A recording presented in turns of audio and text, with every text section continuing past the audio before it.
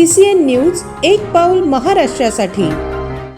घरात प्रकरणानंतर रुपाली चाकणकर या पहिल्यांदा स्पष्ट व्यक्त झाल्यात। यावर बोलताना त्या म्हणाल्या, मी कधीही कोणत्याही महिलेला खरातकडे घेऊन गेलेली नाही। खरात प्रकरणामध्ये पहिल्या दिवसापासून माझी भूमिका ठाम आणि स्पष्टपणाची होती।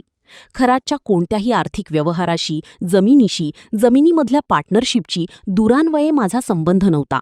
मी कधीही कोणत्याही महिलेला खरातकडे घेऊन गेले नव्हते, ना माझा आक्षेपार्ह फोटो व्हिडिओ होता।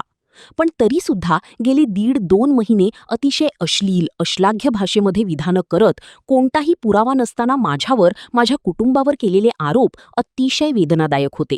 आणि आता म्हणून ही लढाई कायद्याच्या चौकटीतून आहे। इतरांप्रमाणे माझ्या कुटुंबियांनी खरातला गुरु मानलं होतं आणि म्हणून जो पाद्यपूजेचा व्हिडिओ होता तो अतिशय जुना व्हिडिओ होता। त्यावेळीस मी आयोगाची अध्यक्षाही नव्हते, पण तरीसुद्धा खरात प्रकरणाचा तपास हा पारदर्शकपणे व्हावा यासाठी मी राज्य महिला आयोग अध्यक्षपदाचा आणि प्रदेशाध्यक्षपदाचा या दोन्ही पदांचा राजीनामा द्यावा, असं रुपाली चाकणकर व्हिडिओमध्ये स्पष्ट म्हणाले आहेत।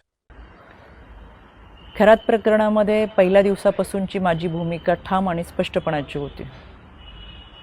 खरातच्या कोणत्याही आर्थिक व्यवहाराशी, जमिनीमधल्या पार्टनरशिपशी दुरान्वये माझा संबंध नव्हता।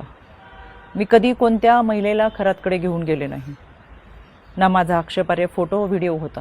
पण तरीसुद्धा गेले 1.5-2 महिने अतिशय अश्लील, अश्लाघ्य भाषेमध्ये विधानं करत कोणताही पुरावा नसताना माझ्यावर, माझ्या कुटुंबियांवरती केलेले आरोप हे अतिशय वेदनादायक होते। आणि म्हणून आता ही माझी लढाई कायद्याच्या चौकटीतून आहे। इतरांप्रमाणे माझ्या कुटुंबियांनी खरातला गुरु मानलं होतं आणि म्हणून जो पाद्यपूजेचा व्हिडिओ होता तो अतिशय जुना व्हिडिओ होता। त्यावेळेस मी आयोगाचे अध्यक्षही नव्हते, पण तरीसुद्धा खरात प्रकरणाचा तपास हा पारदर्शकपणे व्हावा यासाठी मी राज्य महिला आयोगाच्या अध्यक्षपदाचा आणि प्रदेशाध्यक्षपदाच्या अशा दोन्ही पदांचा राजीनामा दिला। तरीसुद्धा ज्या पद्धतीची चिखलफेक झाली, AIचा वापर करून ज्या पद्धतीचे व्हिडिओ बनवले गेले आणि सातत्याने बदनाम करण्याचं षडयंत्र जे रचलं गेलं, त्याच्यासाठीची ही लढाई कायद्याच्या चौकटीतून। आणि म्हणून आशा मिरगे या बाईने डिबेट शोमध्ये अतिशय असभ्य भाषेमध्ये जी विधानं केली, ती विधानं ऐकून तर मला आश्चर्याचा धक्काच बसला। आणि म्हणून मी 4 एप्रिलला पहिली नोटीस ही आशा मिरगेला पाठवली होती।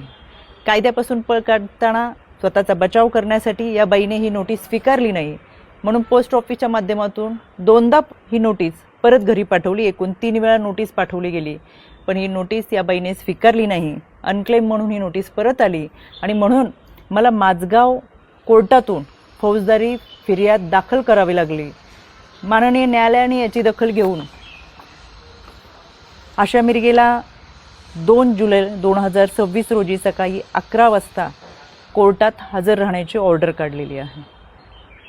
त्यावेळेस मी देखील हजर असेलच, कारण की हा लढा आता स्त्रीत्वाच्या सन्मानाचा आहे। यामध्ये आशा मिरगेप्रमाणेच इतर काही महिलांनी देखील कोणताही पुरावा नसताना अतिशय बेताल विधानं केली, सातत्याने बदनाम करण्याचा प्रयत्न केला, आरोप केले।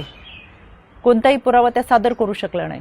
त्या सगळ्यांना 2 दिवसापूर्वी दिल्ली हायकोर्टातून नोटिसा पाठवलेल्या आहेत। दिल्ली हायकोर्टातसुद्धा मी उपस्थित राहणार आहे। हा लढा स्त्रीत्वाच्या सन्मानाचा, इथून पुढे कोणत्याही महिलेच्या चारित्र्यावरती शिंतोडे उडवले जाऊ नयेत यासाठी हा लढा आहे।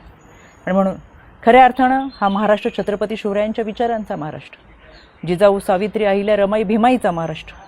संपूर्ण वस्त्रात असलेल्या स्त्रीला विवस्त्र करण्याचा प्रयत्न या विकृत मनोवृत्तीच्या लोकांनी केला आणि म्हणून या विकृतीच्या विरोधातला माझा लढा आहे। ही लढाई मी निश्चितपणाने लढेल। पहिल्या दिवसापासून जे सांगत आले ते आजही सांगते।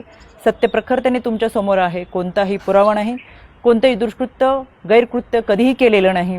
इतरांप्रमाणे आम्ही हे आध्यात्मिक गुरु खरातला मानलं होतं, याच्या पलीकडे आमची कोणतीही भूमिका नव्हती। आणि म्हणून हा लढा मी कायद्याच्या चौकटीतून लढते।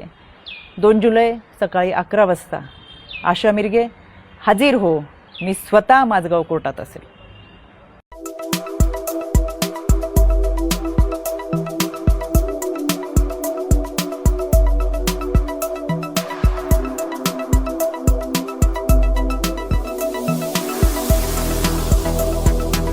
तसंच आपल्या भागातील महत्त्वाच्या बातम्या पाहण्यासाठी CCN न्यूज डेस्क चॅनलला सबस्क्राइब करा आणि बेल आयकॉन प्रेस करा।